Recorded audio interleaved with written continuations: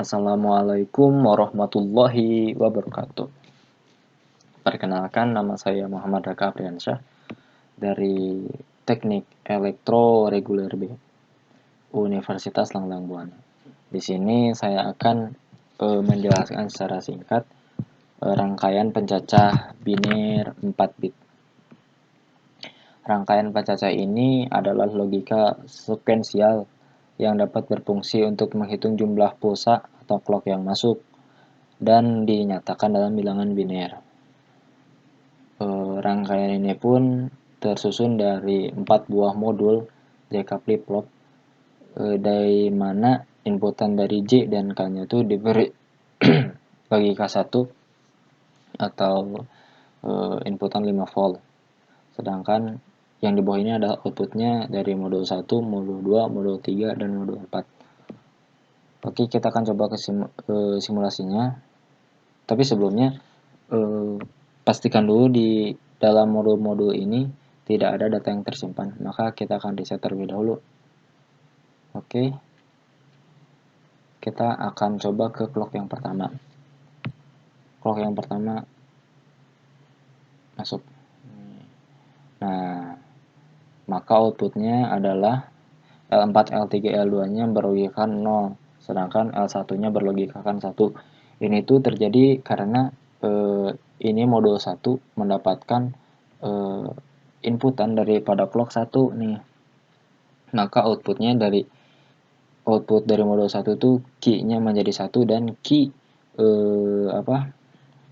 barnya menjadi 0. Nah, maka output dari key ini menyalakan LED yang ada di bawah begitu.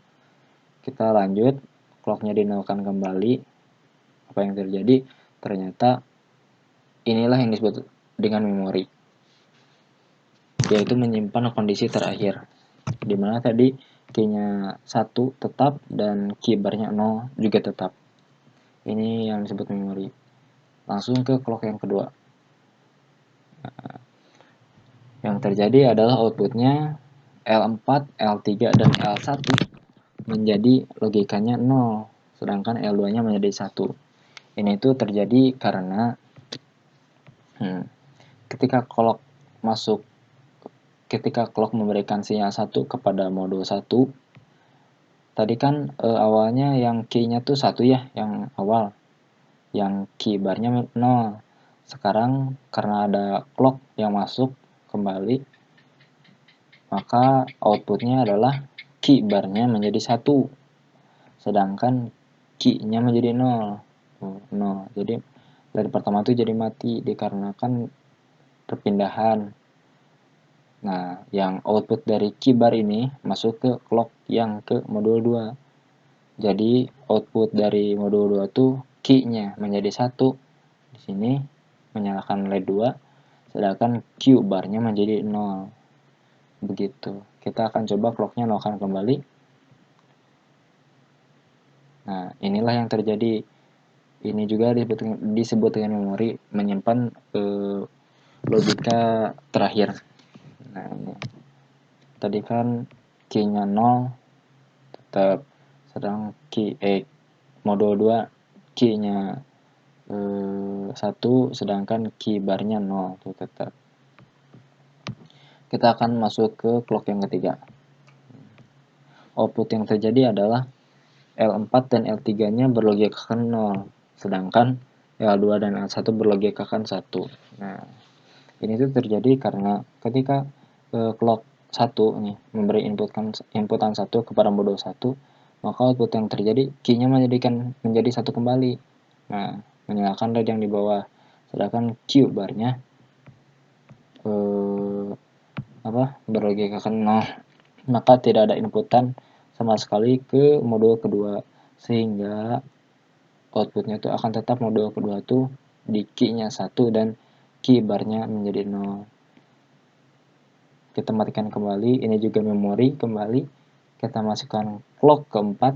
Nah, ini merubah, ini jadi 0, key-nya jadi 0, ini juga key-nya jadi 0. Nah, yang modul ketiga masuk inputan clock-nya menjadikan key-nya 1 dan key barnya 0. Begitu seterusnya. Kita akan coba sampai ke clock 15 ya. Ini 4, 5, 6, 7, 8, 9, 10, 11, 12, 13, 14, 15. Dan inilah yang terjadi ketika 15 kali detak atau pulsa ya yang masuk kepada modul, maka outputnya L4, L3, L2, dan L1 berlian 1. Di sini juga saya sudah mencantumkan tabel kebenaran dari simulasi ini. Terima kasih. Sekian. Mohon maaf bila ada kesalahan. Oke, kita lanjut ke materi selanjutnya. Di sini ada SIPO 3 bit atau Serial in Parallel Out Shift Register 3 bit. Rangkaian ini tersusun dari 3 buah modul D flip-flop, modul 1, modul 2, modul 3 yang disusun secara seri.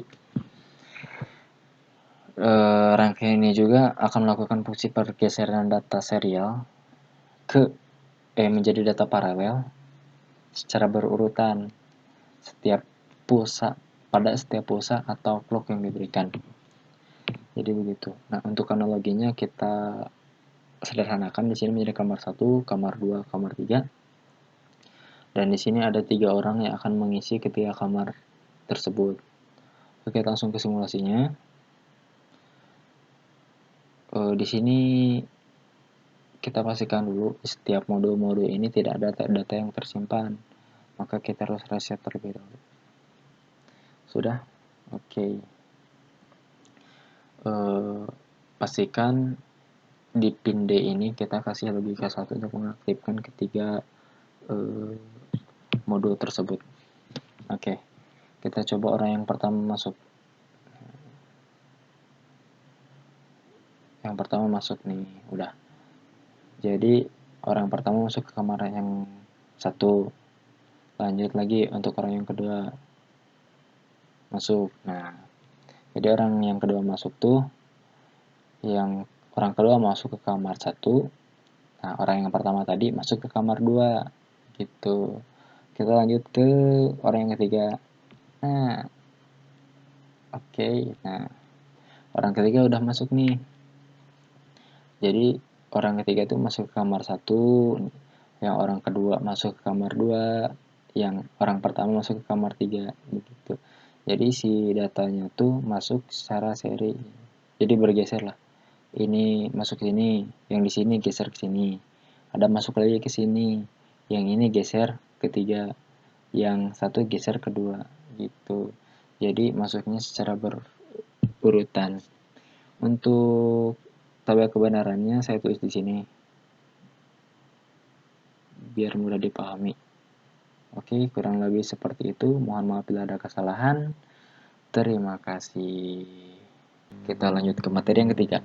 Di sini ada PISO 5 bit atau Parallel In Serial Out 5 bit. Jadi rangkaian ini akan melakukan fungsi pergeseran data paralel menjadi data serial secara berurutan setiap pulsa atau clock yang diberikan. Gitu. Jadi kurang lebih untuk prosesnya sama yang kayak tadi pergeseran, tapi yang ini kebalikannya. Jadi yang inputnya tuh paralel ya, kelima-limanya masuk secara bersamaan, tapi nanti outputnya tuh satu-satu, satu bit keluar, bit kedua keluar, bit ketiga keluar, kayak gitu. Oke, kita langsung aja ke simulasinya. Kita melakukan terlebih dahulu biar kelihatan semuanya. Oke, kita langsung kasih input satu semuanya biar kelihatan juga perpindahannya.